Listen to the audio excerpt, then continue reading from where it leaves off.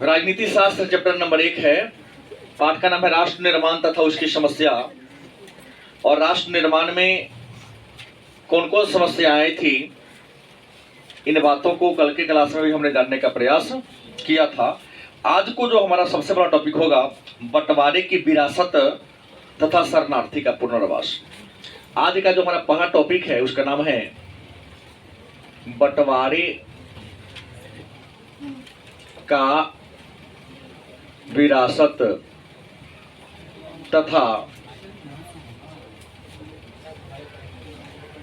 शरणार्थी का पुनर्वास। अब प्रश्न, बंटवारे का विरासत क्या है? तो हमने राजनीति शास्त्र को पढ़ने से पहले इतिहास को पढ़ा था। उसमें यह जाना था कि लॉर्ड माउंटबेटन योजना, जिसे 3 जून योजना के नाम से भी जानते हैं, इस योजना के द्वारा भारत 2 राजनीतिक खंडों में, 2 स्वतंत्र राज्यों में बंट गया। एक का नाम पड़ा भारत, क्या पड़ा? भारत। और दूसरे का नाम पड़ गया पाकिस्तान। पाकिस्तान 2 बना, एक पूर्वी पाकिस्तान और एक पश्चिमी पाकिस्तान।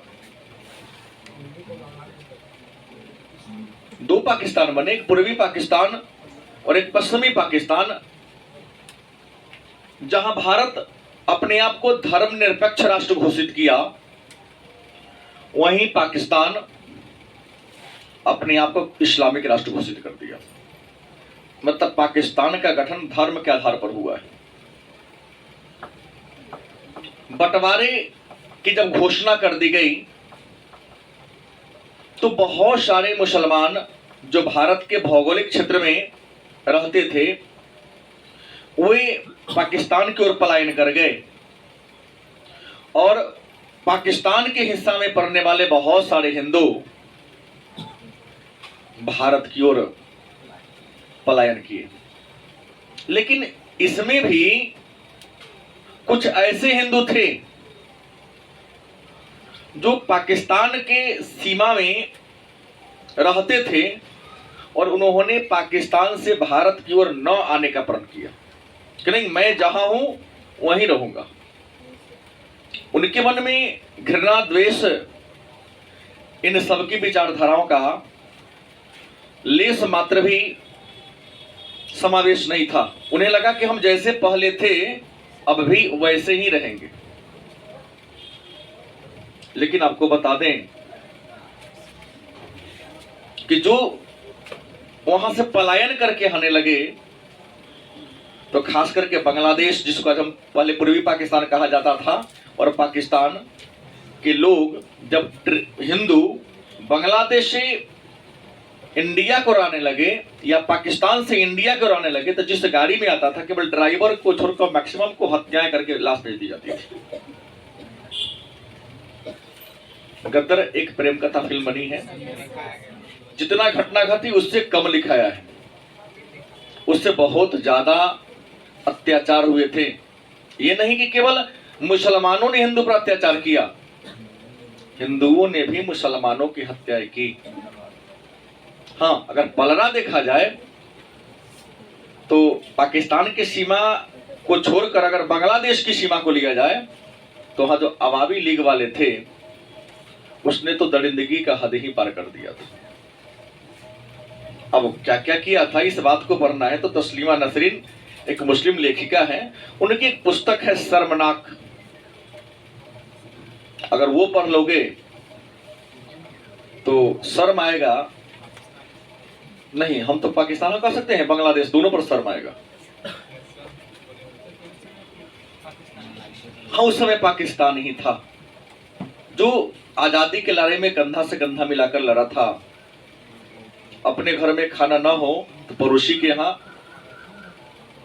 जाकर के खाना मांग लिया करता था। जो आज तक कहा दादी, कहा कल बहन, कहा, और दरिंदगी का ऐसा होगा कि 8 साल से लेकर 80 वर्ष की जो बूढ़ी दादी थी, उनको भी इन लोगों ने, दरिंदों ने क्या क्या नहीं बख्शा। मतलब कहना संभव नहीं है कि कितनी सारी अत्याचार हुई थी। अब जो लोग इंडिया छोड़ के पाकिस्तान की ओर गए, उनको लगा कि वहां पर जाएंगे तो वहां तो 18% जनसंख्या मिला है, 21% भूभाग मिला है, पूरा आइल फाइल से रहेंगे, किसी प्रकार की समस्याएं क्या होगी नहीं होगी। लेकिन वहां गए तो वहां तो दिक्कत ही दिक्कत था, किसी प्रकार की सुविधा ही नहीं थी। दाहिने पांव से गए और बाएं पांव से लौट के आ गए। नहीं, जो गए बहुत सारे लोग वहां से क्या हो गए, बंटवारे का विरासत, यहां हत्याएं हुई, लेकिन शरणार्थी का पुनर्वास, किसका, शरणार्थी के पुनर्वास की बात कर ले। एक पांव से गए और दूसरे पांव से लौट के क्या हो गए, आ गए। अब आ गए तो भारत सरकार के सामने समस्या आ गई।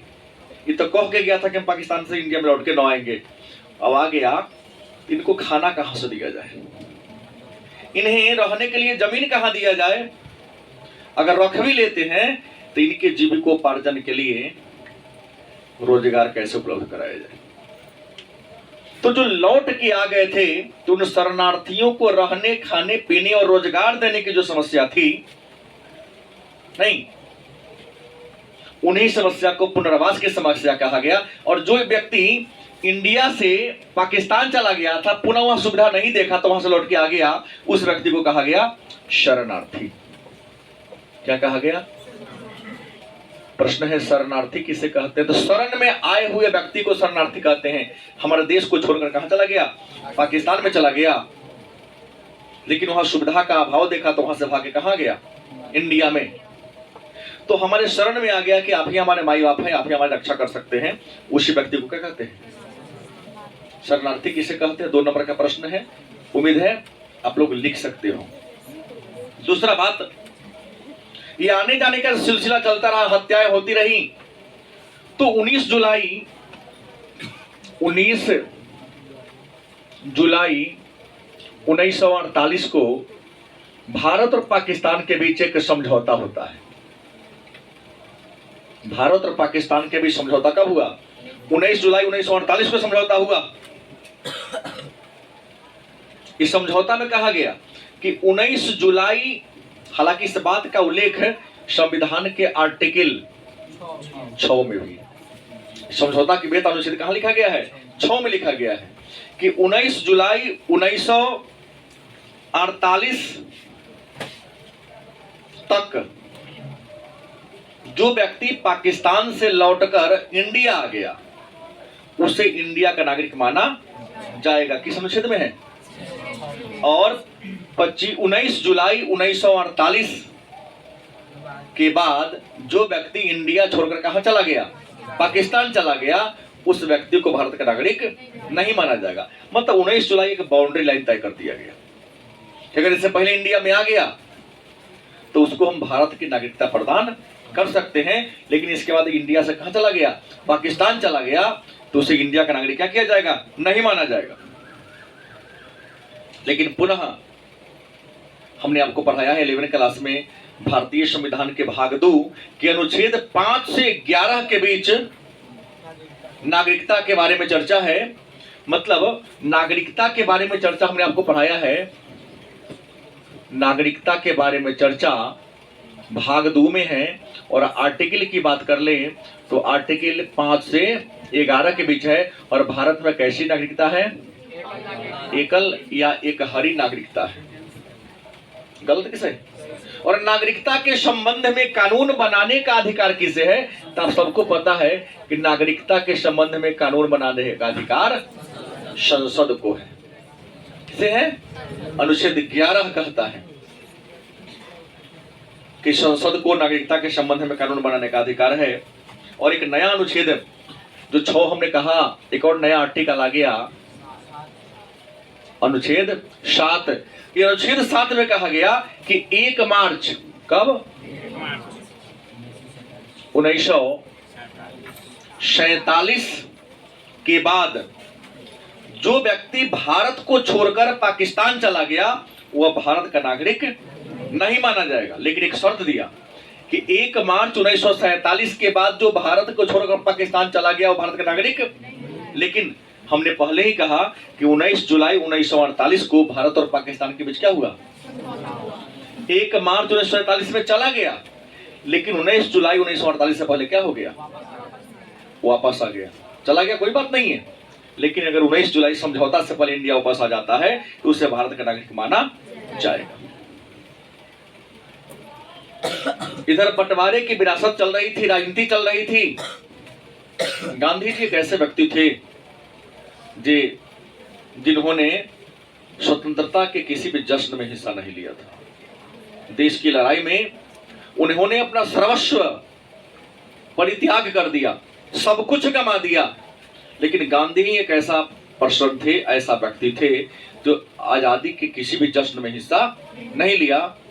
अब कहोगे क्यों नहीं लिया, तो दिक्कत यह था कि जिस प्रकार की वो स्वतंत्रता चाहते थे, जिस अखंड भारत का वह निर्माण करना चाहते थे, अंग्रेजों ने या भारत के कुछ राजनीतिक स्वार्थी व्यक्तियों ने अपने स्वार्थ के खातिर गांधी को उस अखंड भारत के सपना को पूरा नहीं होने दिया। एक तो पहला बात, 1935 के अधिनियम के द्वारा अफगानिस्तान को अलग कर दिया गया, म्यांमार को अलग कर दिया गया, बंबई से सिंध को अलग कर दिया गया। 1935 का अधिनियम खंड तो पहले भी कर चुका था, लेकिन जो बचा खुचा था उसे लॉर्ड माउंटबेटन योजना के द्वारा भी तोड़ दिया था। गांधी जी क्या थे, इस बात से बड़ा हताहत थे, इसलिए गांधी जश्न में हिस्सा नहीं लिए। दूसरा बात, रियासतों का विलय या एकीकरण। दूसरा मुद्दा आज का मेरे सामने होगा, देशी रियासतों का विलय व एकीकरण।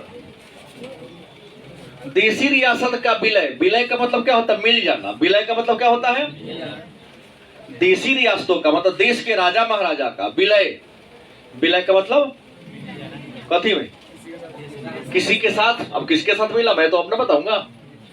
तो देशी रियासतों का विलय और एकीकरण की बात कर लें तो आपको बता दें, देशी रियासतों के विलय से पहले, आजादी के पहले भारत 2 भागों में बटा हुआ था। आजादी के पहले हमारा भारत कितने भाग बटे थे, 2 भाग में। जिस भाग पर ब्रिटिश साम्राज्य का कब्जा था उन्हें लाल भारत कहा जाता था। कौन भारत?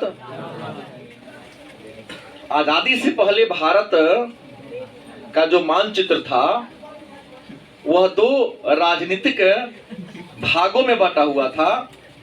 जो अंग्रेजों के कब्जा वाला भारत था, गवर्नर जनरल या वायसराय के द्वारा जहां के शासन व्यवस्था की देखरेख की जाती थी, उसे कहा जाता था लाल भारत। और जहां पर भारत के राजा महाराजा का शासन था उसे पीला रंग से दिखाया गया है, जिसे कहा गया पीला भारत। हरा तो हम नहीं पढ़े हैं, है लाल पीला हमने भी पुस्तकों पर अब तो पढ़ के पढ़ाते हैं। हाँ, देखा गया और लाले को हरियर पढ़ लिया हो। तो आजादी के पूर्व हमारे भारत कितने राजनीतिक विचारधारा में बटे थे? जिन पर अंग्रेजों का दबदबा था लाल भारत, और जिन पर भारतीयों का दबदबा था उसे पीला भारत कहा जाता था। और हमने कहा लाल भारत में कितने राज्य थे, और पीला भारत में 562, कहीं कहीं 65 भी देता है। बात समझ गए? अब आ गया, थोड़ा हम आगे बढ़ते हैं कि लाल भारत और पीला भारत। लाल भारत का शासन किसके अधीन था? गवर्नर जनरल के अधीन था। गवर्नर जनरल वहां के शासन को चलाते थे। लेकिन पीला भारत को भी अंग्रेज ने बख्शा नहीं था।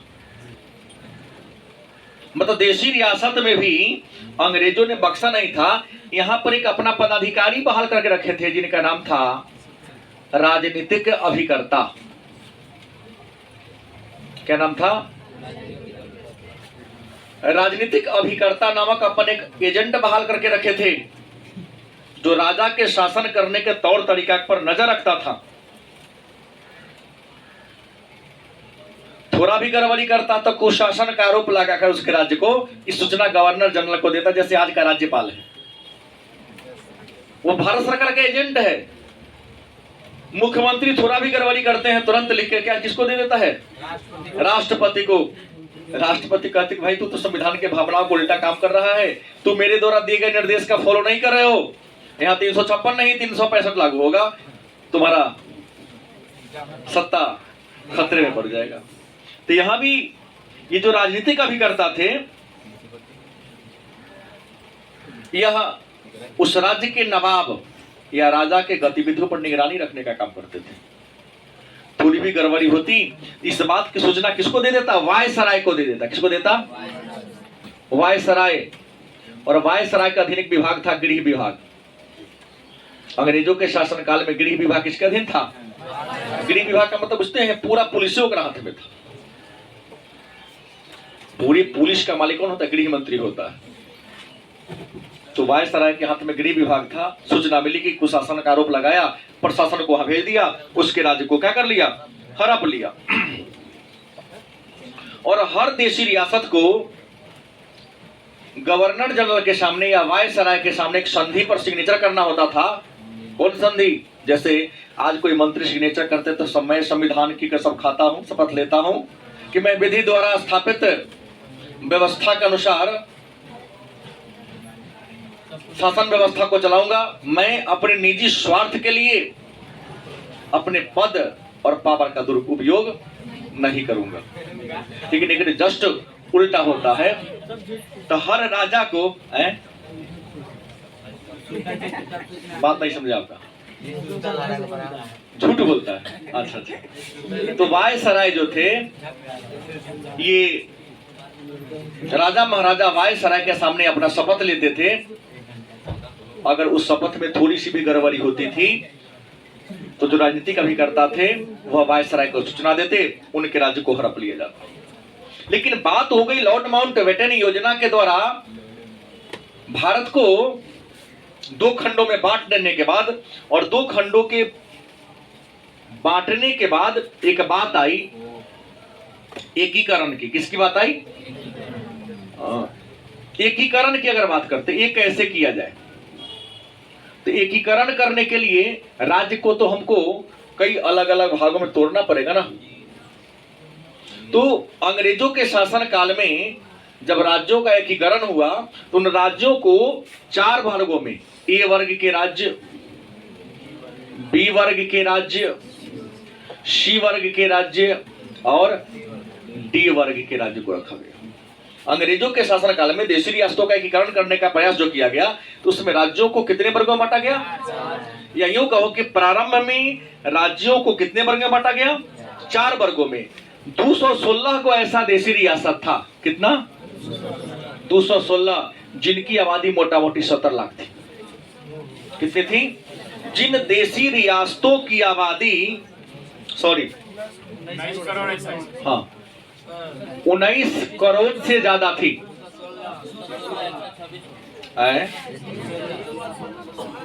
हम 226 कर दिए। 216 ऐसे देशी रियासत थे, मतलब राजा महाराजा थे जिनका राज्य बहुत बड़ा था। मतलब उनकी आबादी कितनी थी? 19 करोड़। इन्हें किस वर्ग में रखा गया? ए वर्ग में। अब एक वर्ग में। दूसरा, कुछ ऐसे राज्य थे जिनकी संख्या थी 275। कितनी? और इनकी आबादी थी 3.5 करोड़। कितना? 3.1/2 करोड़। तो जिन देशी रियासतों की आबादी 3.5 करोड़ थी, उस देशी रियासत के राज्य को किस वर्ग में रखा गया? बी वर्ग में रखा गया। और जिन देशी रियासत की आबादी कितना थी? 70 लाख। कितना थी? 70 लाख थी, उसे सी वर्ग में रखा गया। और सी वर्ग के राज्यों की संख्या कितनी थी? 61 थी। और उस समय भी 2 था अंडमान निकोबार द्वीप समूह। कौन था? अंडमान निकोबार द्वीप समूह। इसे की वर्ग में रखा गया? डी वर्ग में रखा गया। एकीकरण में आई तो 19 करोड़ वाले देशी रियासत 216 थे जिन्हें ए वर्ग में रखा गया। 3.5 करोड़ आबादी वाले 275 देशी रियासत था जिन्हें बी वर्ग में रखा गया। और 61 करोड़ की आबादी वाले 61 ऐसे रियासत थे जिनकी आबादी लगभग 70 लाख के आसपास थी, जिन्हें किस वर्ग में रखा गया? सी वर्ग में रखा गया। मतलब उस समय भारत की आबादी आप लेके चले तो 19 करोड़ और 3.5 करोड़, कितना हुआ? 22.5 करोड़। 70 लाख मान लो 23-24 करोड़। और पुनः अंग्रेजों के राज्य की आबादी अलग रही होगी नहीं, तो इसलिए तो कहा कि लगभग 40 करोड़ के आसपास आबादी उस समय इंडिया की। लगभग मैंने बोला ना।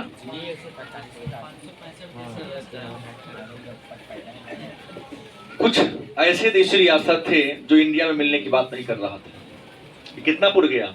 216, 275 और 61, कितना पूरा?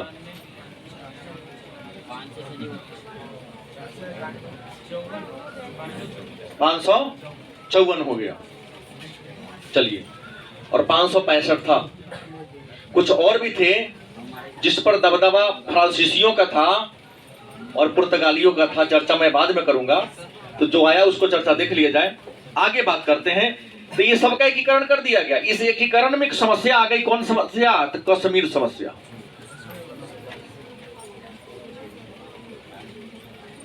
कई बार 5 नंबरी में इस प्रश्न को पूछा गया है कि कश्मीर समस्या क्या है। तो आप जान लो, आजादी के समय कश्मीर भारत का एक देशी रियासत था और कश्मीर देशी रियासत की स्थापना गुलाब सिंह ने किया था। किसने किया था? गुलाब सिंह के द्वारा किया गया था। गुलाब सिंह के मर जाने के बाद इनका बेटा राजा बना हरि सिंह, और हरि सिंह के बाद बना कर्ण सिंह। कर्ण सिंह तो हाल में ही 10 साल पहले मरे हैं।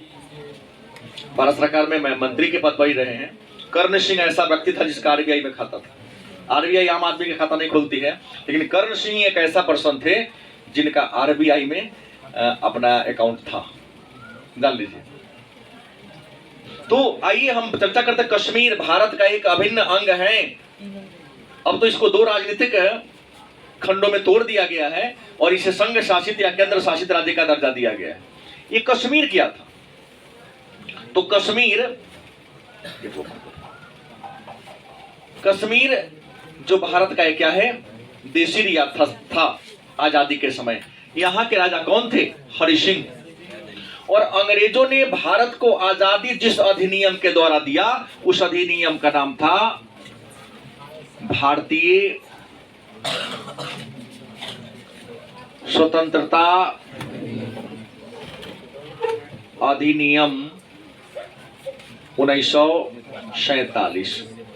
भारतीय स्वतंत्रता अधिनियम 1947 के द्वारा अंग्रेजों ने भारत को आजाद दिया। इस स्वतंत्रता अधिनियम में कुछ बातें कही गई थी। क्या बात? सुन लो। बहुत सारी बातें थी। मैं 2 बात की चर्चा करूंगा कि जिस देशी रियासत को भारत में रहना है वो भारत में मिल सकता है, जिसे पाकिस्तान में जाना है वह पाकिस्तान में जा सकता है, लेकिन जिसे स्वतंत्र रहना है वह स्वतंत्र रह सकता है। मतलब 3 कंडीशन था यहाँ पर। ये जो 562 या 565 देशी रियासतें थी, उनके सामने 3 प्रकार की बातें रखी गई 1947 के अधिनियम के द्वारा कि जिसका मन है भारत में रहना वो भारत में रहे, जिसे मन है पाकिस्तान में जाना वो कहाँ चल जाए? पाकिस्तान में चले जाए, और जिसे इच्छा है आजाद रहने का तो वह क्या रहे? आजाद रहे। तो मैं अभी केवल जम्मू कश्मीर की बात बोल रहा हूं। तो जम्मू कश्मीर के राजा कौन थे? हरि सिंह। इन्होंने जब इनका एकीकरण चल रहा था तो इन्होंने प्रण किया, घोषणा किया कि न हम भारत के साथ जाएंगे ना पाकिस्तान के साथ जाएंगे, बल्कि हम क्या रहेंगे? स्वतंत्र रहेंगे, हम आजाद रहेंगे, हम किसी के नियंत्रण या अधीन में क्या रहेंगे? नहीं रहेंगे। जब मिलने का बातें नहीं किया तो भारत सरकार बेचारा क्या कर सकती है? क्योंकि यहाँ तो दबाव था 1947 के स्वतंत्रता अधिनियम का। ये चुप हो गए। जैसे चुप हुआ तो इसका फायदा उठा लिया पाकिस्तान। कौन उठा लिया? पाकिस्तान लाभ उठा लिया। और पाकिस्तान ने किस पर? हाँ, कश्मीर पर क्या बोल दिया? हमला बोल दिया। पाकिस्तान ने कश्मीर पर क्या बोल दिया? हमला। अभी मजा आता है बतियाने में ना, परीक्षा में रोएगा। हम तो कहते हैं कि 2 बार कुछ अच्छे लोगों को बिहार के शिक्षा मंत्री के पद पर और बिहार विद्यालय परीक्षा समिति के परीक्षा संचालक बना दिया जाए। बिहार का रिजल्ट 7% आ जाएगा। रियल रिजल्ट बिहार का 1996 में आया था, जिस समय हम लोग दिए थे मैट्रिक का, वो था रिजल्ट। जब हाई कोर्ट के देख रेख में हुआ था, रियल रिजल्ट आंकड़ा निकल रहा, 100 में 93 को लड़का फेल हो गया था। यहाँ तो क्लास टेस्ट में फेल होता है और यहाँ पर आता है कितना? 450, 500, 300 नंबर ले आता है। आज हिंदी लिखने नहीं आता है।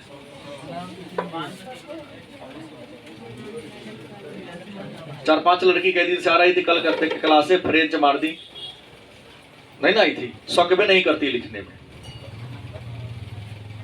12वीं की छात्रा है और नंबर ऐसे कि हमारा अगर रिजल्ट सुन ले 96 वाला तो कोचिंग छोड़ के भाग जाएगा। सेकेंड क्लास, थर्ड क्लास आदमी सब पढ़ने जाए। हम लोग तो टॉप क्लास के लोग हैं ना, सही बोल रहा हूँ ना? आप लोग टॉप क्लास के लोग हैं, हम लोग सेकेंड क्लास, थर्ड क्लास हम लोग हैं। डिग्री के आधार पर मैं अपने मूल्यांकन किया हूँ। तो ऐसे थर्ड क्लास लोग जो 96 में पास किए थे, वैसे लोगों को बनाने की जरूरत है। पूरा शिक्षा व्यवस्था हम साल भर में सुधर जाएगा, पनाह लेगा। हाँ, वोट कहाँ से मिलेगा? गरीब गरीब के ना रहेगा, अमीर और अमीर कैसे बन जाएगा? गरीब जब पढ़ लिख लेगा तो नेता के पीछे 2 सिंघारा एगो बीड़ी के पीछे वोट में के ना बोएगा कुत्ता की तरह। सही तो बोल रहा हूँ? बढ़िया से साँझ माया नेता जब बैठा लिए, सिंघारा 2 मिठाई खिला दे, बाप रे हमारे जोड़े बैठा ले, वो भगवान है कि? रियल में भगवान तो तुम हो। एगो चाय पिया के दिया, सेल्फी जो क्या ले लिया। कभी गरीब मजदूर के साथ सेल्फी खिंचा के देखो। रियल भगवान वो है कि वो खेत में वो काम करता है, क्या 1 अरब 35 करोड़ के लिए अन्न उगाता है।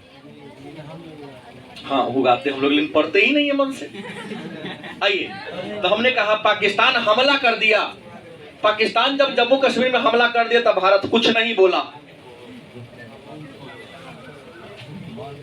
भारत में नहीं मिला हरि सिंह, फायदा उठाया कौन? पाकिस्तान। और पाकिस्तान ने हमला कर दिया किस पर? कश्मीर पर। भारत ने हस्तक्षेप नहीं किया। क्यों नहीं किया? तो इसलिए नहीं किया क्योंकि कश्मीर भारत का अंग नहीं था। कश्मीर क्या था? स्वतंत्र था। अब हरि सिंह लगा बाप बाप चिल्लाने हैं। भारत के पहले गृह मंत्री, भारत के पहले उप प्रधानमंत्री सरदार वल्लभ भाई पटेल, जिसे भारत का बिस्मार्क कहा जाता है, जिन्होंने रक्त और लौह की नीति का अवलंबन किया था। हालांकि इसकी शुरुआत बलबन ने किया था, उसी पॉलिसी के थे हमारे सरदार वल्लभ भाई पटेल। इन्हें सरदार की उपाधि 1928 में बारदोली सत्याग्रह के समय बारदोली की महिलाओं ने दिया था। महिलाओं ने दिया था।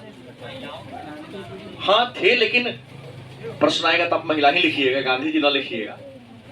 बात समझ गए? इनके पास भागे भागे आए हरि सिंह कि माई बाप हमको बचाइए, नहीं तो पाकिस्तान तो मार मार के हमको भूता बना देगा। पाकिस्तान जम्मू कश्मीर का 1/3 1/3 हिस्सा को हड़प लिया था और हरि सिंह की सेना पाकिस्तान के सेना को के डर से पीछे की ओर भागती जा रही थी। मतलब स्थिति ऐसा आ गया था कि हरि सिंह पाकिस्तान के सेना के सामने सरेंडर कर देता कि पूरा कश्मीर ही ले लो पाकिस्तान भाई, लेकिन प्राण बख्श दो। लेकिन दिमाग क्या खुला कि 26 अक्टूबर कब 1947 को, कब 26 अक्टूबर 1947 को जम्मू कश्मीर रियासत के राजा हरि सिंह ने किस पर? एक विलय पत्र पर, विलय पत्र पर क्या कर दिया? हस्ताक्षर कर दिया।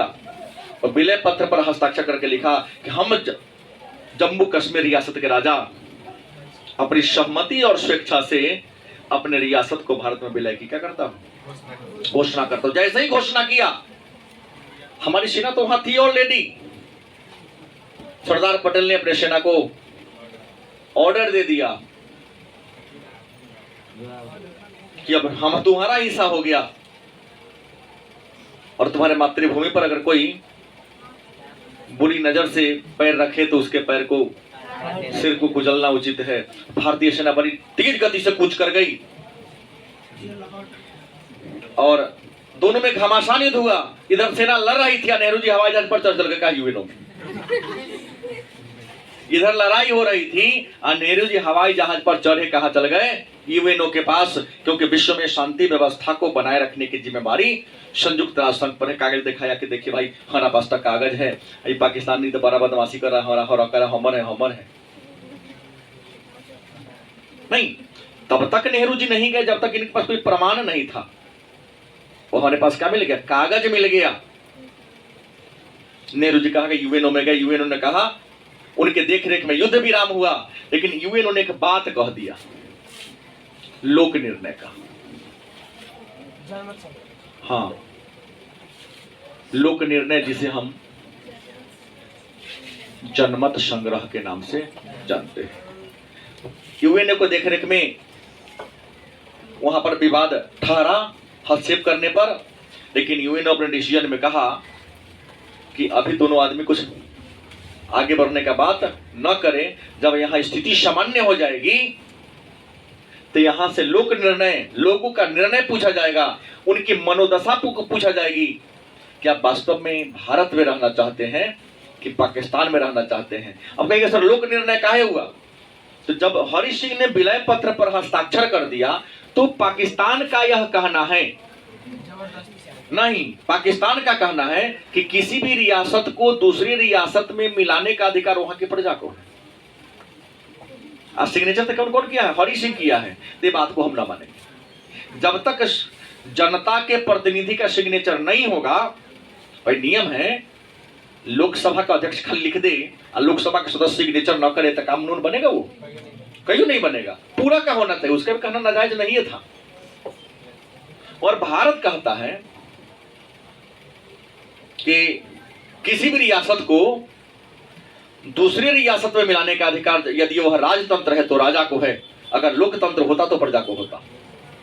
तो भारत इस विलय पत्र को जायज मानता है, कानूनी मानता है, लेकिन पाकिस्तान कहता है कि कानूनी नहीं है क्योंकि इस पर जनता के प्रतिनिधि का सिग्नेचर नहीं है। लेकिन फिर भी कश्मीर का 1/3 हिस्सा पाकिस्तान ने क्या कर लिया? जीत लिया। जिस हिस्सा को जीत लिया उसको हम आज आजाद कश्मीर या पीओके या स्वतंत्र कश्मीर के नाम से जानते हैं। हालांकि पाकिस्तान बार बार मुद्दा उठाता रहा यहां शांति होनी चाहिए। समय समय पर सुरक्षा परिषद ने यहां पर शांति व्यवस्था को बहाल करने के लिए अलग अलग आयोग भेजा। एक आयोग का नाम है ओवेन डिक्सन, ओवेन डिक्सन आयोग, और दूसरे आयोग का नाम है गुन्नार, क्या है? Gunnar jarring. नामों खतरनाक है सबका। संयुक्त राष्ट्र संघ के सुरक्षा परिषद ने, जिन्हें विश्व में सुरक्षा व्यवस्था को बहाल करने की जिम्मेवारी मिला हुआ है, ओवेन डिक्सन और गुनार जॉरिंग को भेजा कि जाओ वहां लोक निर्णय कैसे होगा, पूछताछ किया हो। लेकिन दोनों पाकिस्तान का सपोर्टर था। बात समझ गए? पाकिस्तान की इसमें आना चाहता था। तो यूएनओ को जब बैठक हुआ तो अमेरिका भी पाकिस्तान के पक्ष में बहुमत मतलब अपना मनोदशा दिखा रहा था। एक पीछे रीजन दूसरा था, रीजन था कोल्ड वार। इसको सेकेंड वॉल्यूम में पढ़ेंगे, मैं बोल नहीं पा रहा हूं। तो अमेरिका का रुझान था पाकिस्तान की ओर। तो सुरक्षा परिषद में अस्थायी सदस्यों की संख्या कितनी है? 5, और अस्थायी कितने हैं? 10। तो रूस ने यहां पर क्या क्या हस्तक्षेप कर दिया? रूस ने क्या कर दिया? वीटो का प्रयोग कर दिया कि पाकिस्तान इसलिए जम्मू कश्मीर में हर जनमत संग्रह कराना चाहता है कि वह बार बार आतंकवादी को भेजता है, वहां के लोगों को डराता धमकाता है। और जब सीधा कि राजतंत्र में राजा ने सिग्नेचर कर दिया तो मिलाने की क्या बात है? तो हो गया तो हो गया। अब मान लिया कि किसी का बच्चा है और कोई बाहरी आदमी आगे उसे चॉकलेट खिला दे, कह देख कह हमारा बाबू कह देख, मतलब होकर बाबू हो गया।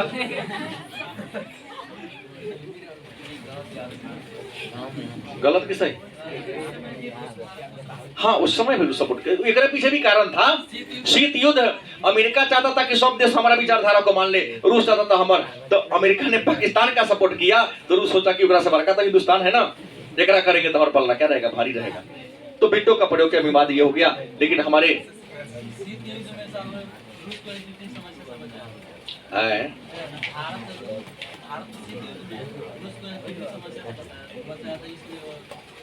हाँ, तो उसको नहीं जो बोल पा रहा हूँ जानबूझ के, क्योंकि सेकेंड वॉल्यूम का टॉपिक है। मैं यहाँ जान लीजिए रूस के यहाँ सपोर्ट किया और मुद्दा शांत रहा। लेकिन पाकिस्तान बार बार ये जो आजाद कश्मीर जिसको पीओके कहते हैं, वहां पर आतंकवादियों को प्रशिक्षण देता है, क्योंकि उसी के कब्जा में है। आजकल देखो इमरान खान के काल मोहाबी विद्रोह हो गया है, बात समझ गए। और जो भी हो, यहाँ के लोगों को परेशान किया, इतना ज्यादा परेशान किया कि एक बार तो 1989 की कहानी है। एक मौलवी साहब वहां के गृह मंत्री बने थे। कश्मीर फाइल जो फिल्म बनी है, दबा के रख, पुस्तकों में लिखा है वही बात कि 5 लाख हिंदुओं को रात रात कत्ल करवा दिया। घर में बड़ी बड़ी बहू बेटियां थी, दिन में आतंकवादियों खींच के ले जाते थे, हाँ उठा के ले जाते थे। उसके बच्चों के सामने कुछ नहीं, ले गया और अपने हर्रम में बना के रखा उसे। नवासी में सरकार कहोगे तो केंद्र में कई पार्टी की सरकार थी। नवासी में जनता पर नहीं, जन मोर्चा की सरकार थी, और उसमें भी भाजपा था सपोर्ट में भाई, क्योंकि वहां भाजपा बहुत कमजोरी स्थिति में था। कांग्रेस की सरकार नहीं थी, काहे झूठ लगाते, और अब कांग्रेस की सरकार थी। हाँ, लेकिन मैं कश्मीर की बात बोल रहा हूं। कश्मीर में एक बार मौलवी साहब को बनाएगा तो इसका मनोदशा था कि पूरा हिंदू को कटवा देंगे ना यहाँ से, तो सब हो जाएगा मुसलमान, और मुसलमान सपोर्ट करेगा तो सीधे कहाँ मिल जाएगा। यहाँ मनोदशा ये थी, दूसरा कोई मनोदशा थी नहीं। खैर बहुत सारे वहां लोग डर से पलायन करके भाग गए, और जो रह गए तो मौत के घाट में उतर गए। कई लोगों को तो बहुत सारी अत्याचार हुआ। हम तो फिल्म देखे नहीं है, टाइम ही नहीं है देखने के लिए। खैर जो मुद्दा हो कि बिट्टो का प्रयोग के मामला को क्या हो गया, शांत हो गया। और भारतीय जनता पार्टी 6 अप्रैल 1980 को भारतीय जनता पार्टी का गठन अटल बिहारी वाजपेयी ने किया। तो हर पार्टी जब स्थापना करती है अपने पार्टी का, एक मैनिफेस्टो जारी करती है। इसने भी बहुत सारे बातें कही, जिसमें 3 बातें महत्वपूर्ण थी। पहला कि संपूर्ण देश में अनुच्छेद 44 को लागू करेंगे, है ना। गोवा एक ऐसा राज्य है जहां समान नागरिक संहिता नहीं याद आ रहा है, भाग 4 अनुच्छेद 44, देश एक है तो कानून एक होना चाहिए। दूसरा कहा कि जम्मू कश्मीर से धारा 370 और 35A को हम हटा देंगे। और तीसरा कहा कि राम मंदिर बनाएंगे। नहीं, एक बाकी है, 44 बाकी है। फिर लोग विरोध करेंगे। ए भाई, जब संविधान में लिखा दिया विद्वानों ने, तो लागू करने में तुमको तकलीफ क्या हो रही है? इन तकलीफ हो रही है कि गरीब गरीब रहे, अमीर अमीर रहे। जब एक लागू हो जाएगा तो गरीब अमीर में, हिंदू मुसलमान में, पुरुष और स्त्री में भेदभाव खत्म हो जाएगा। जाओ ना कभी गोवा में घूमने लगेगा, इंडिया में है ये नहीं है। कुछ परंपरावादी हैं जो देश में प्रगति का, नयापन का विरोध करते हैं। यहाँ केला खाते रोड पर फेंक देते हैं, पीछे वाला एक्सीडेंट का शिकार होगा। वहां केला खाओगे, वो दुकानदार पोलोथीन देगा, खा के डस्टबिन में डाल दीजिएगा, और देखेगा एक शुद्ध बिहारी है, खा के केनो फेंक देगा, तोरा केला हाथ बेचे भी ना करेगा। गोवा में तो इंसान सहित पी जाने वाले पियक्कर लोग हैं, गलत नहीं बोल रहा हूं। लेकिन बिहारी की तरफ पी के रोड पर बउआने वाले, रात में दूसरा के पी के दूसरा के घर में घुसने वाले आपको दिखाई नहीं देंगे। नीतीश कुमार ने तो महिलाओं के सम्मान के लिए काम किया ना, कि बंद करना जरूरी है। ये छोटा पीता है अपन पैसा से, रात में किसी के दरवाजे पर घुसकर आराम से बोलता है, मारा मारी करता, इसलिए बंदे कर दो। नैतिकता को उठाना है तो सही बोल रहा हूँ, गलत नहीं बोल रहा हूँ। सो ये जो मैं बात बोला हूँ एकदम सत्य बात है। पी के टारगेट लेता है, कहाँ अपना बहू बेटी को गाली देता है। नहीं बधू अलग बातें हैं। पी के अपने बहू बेटी को गाली देता है पिया करा नहीं, टारगेट कर लेगा फलानमा के गड़ी आवे के। गांव के लोग भी कहता है कथी पिया कर से मुंह लगाइएगा, वो शुरू से भी टारगेट लेके गली आना शुरू कर देता है। कुछ लोग ऐसी सोच है, शायद हो सकता है गलत हो, लेकिन हम यही देखे। तो यहाँ पर बात हुई संजोग से उसी समय भारत का संविधान बनिए रहा था, तो हुआ कि क्यों ना इसे विशेष राज्य का दर्जा देकर, तो वहां धारा 370 लागू करवा दिया और 35 से लागू करवा दिया। क्या दिक्कत है? तो क्या साइड कर दीजिए थोड़ा सा, तो खींच के दो आदमी यहां पर लागू कर दिया कि समस्या क्या हो गया, समाधान हो गया। अब सवाल है, समस्या तो समाधान हो गया, लेकिन पाकिस्तान हार नहीं माना। 1965 में दूसरी बार पाकिस्तान ने इंडिया पर आक्रमण कर दिया। भारत और पाकिस्तान के बीच लड़ाई हुआ। हालांकि उस लड़ाई में पाकिस्तान पराजित हुआ और हम लाहौर तक जीत लिए थे। लाल बहादुर शास्त्री भारत के प्रधानमंत्री थे, नारा दिया था जय जवान जय किसान। फिर उसके साथ रूस के मध्यस्थता में ताशकंद समझौता हुआ, जीता हुआ क्षेत्र हमें वापस करना पड़ा। पाकिस्तान थुथुर है, फिर भी हार नहीं माना। 1971 में इंदिरा गांधी के शासनकाल में दूसरी बार अटैक कर दिया। दूसरी का हो, तीसरी बार कर सकते हो। हाँ, यहाँ भी घमासान युद्ध हुआ, कश्मीर मुद्दे पर हुआ और भुज में हुआ। 2-3 जगह अटैक किया था। बांग्लादेश दूसरा मुद्दा था। हम पढ़ाऊंगा 3 पाठ में या 4 पाठ में इसके बारे में चर्चा है। यहाँ तो केवल नाम कह दे रहा हूं। मतलब पाकिस्तान ने भारत से बदला लेने के लिए 1965 में अटैक किया, 1971 में अटैक किया, तब 65 के युद्ध के बाद 1966 में समझौता, ताशकंद समझौता, और 71 के युद्ध के बाद 1972 में शिमला समझौता हुआ। यहां ताशकंद समझौता में रूस मध्यस्थ था, शिमला समझौता में नहीं। इसमें कह दिया गया कि भारत के और पाकिस्तान के बीच भविष्य में किसी प्रकार का मुद्दा आएगा, विवाद आएगा, तो ये दोनों स्वयं समाधान करेगा, तीसरा पक्ष समाधान नहीं करेगा। तब जब भी विवाद होता है, पाकिस्तान कहता है कि पंच को बुलाएंगे, कहता है पंच हम मानेंगे नहीं, इसलिए किसी पंच समझौता में कह दिया गया। अब पाकिस्तान विवाद का अन्य मुद्दा उठाता है। अन्य मुद्दा उठाता क्या है? तो जम्मू कश्मीर में एक परियोजना है, बुल्लर परियोजना। कौन परियोजना है? बुल्लर परियोजना। इस बुल्लर परियोजना का अन्य नाम है तुलबुल परियोजना। क्या नाम है? बुल्लर परियोजना, जिसे तुलबुल परियोजना के नाम से भी जानते हैं। और यह परियोजना किस नदी पर है? झेलम नदी पर है। किस नदी पर है? इसमें हुआ कि श्रीनगर से लेकर बारामूला तक नहर का निर्माण किया जाए, जिससे बिजली का भी निर्माण होगा, सिंचाई के साधनों का भी विकास होगा और नाव भी चलेगा। पाकिस्तान कहता है कि बांध हम तुलबुल परियोजना बनाने न देंगे। तो बनाओगे तो झेलम नदी से जो हमको पानी मिलता है, वो पानी क्या हो जाएगा? तो मन में तो रही ना करता है, विवाद उठाता है। दूसरा विवाद है बगलिहार परियोजना। कौन परियोजना? बगलिहार परियोजना। और बगलिहार परियोजना किस नदी पर है? चेनाब नदी पर है। बिजली के विकास के लिए अब यहां बांध बना करके समस्या का समाधान करना चाहता है, लेकिन पाकिस्तान कहता है कि बनाने न देंगे, क्योंकि आप बनाइएगा तो हमको पानी मिलना क्या हो जाएगा? कम हो जाएगा। लेकिन प्रश्न है कि क्या यह पाकिस्तान का बात जायज है कि विवाद कर रहा है?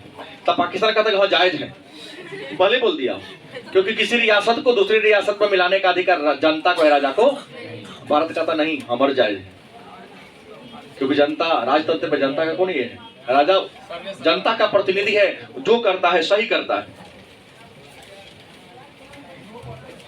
लोगों का मानना है कि पाकिस्तान के दिमाग का भ्रम में उपज है, जो हमेशा विवाद को लड़ाना चाहता है। और पाकिस्तान के राजनेता लोग पाकिस्तान के लोगों में हमेशा भ्रम पैदा करके कश्मीर विवाद वाला आलाप जगा करके चुनाव हमेशा जीतते रहा है। लेकिन क्या कहिएगा, नरेंद्र मोदी सरकार बनी और 5 अगस्त ना है 2019 को जम्मू कश्मीर से धारा 370 और 35 को क्या कर दिया? हटा दिया और जम्मू कश्मीर को 2 भागों में बांट दिया। एक का नाम है जम्मू कश्मीर और दूसरे का नाम क्या है, दो भागों में क्या कर दिया, बांट दिया। और जैसे धारा 370 हटा तो विशेष राज्य का दर्जा खत्म, और 35 से हटा तो भारत के अन्य राज्य के नागरिक को भी यहाँ रहने, बसने, नौकरी करने, यहाँ के लड़कियों से विवाह करने का अधिकार मिला। अब यहाँ जो आतंकवादी लोग हैं उनका मनोबल क्या हुआ, डाउन हुआ, और जम्मू कश्मीर में शांति बहाल है। जो विरोध कर रहे थे उनको बड़ी सावधानी से नजरबंद करके घर में क्या कर दिया, ठूस दिया गया। तो जेल में रहेगा तो शांत रहे। ये आपका मुद्दा है यहाँ।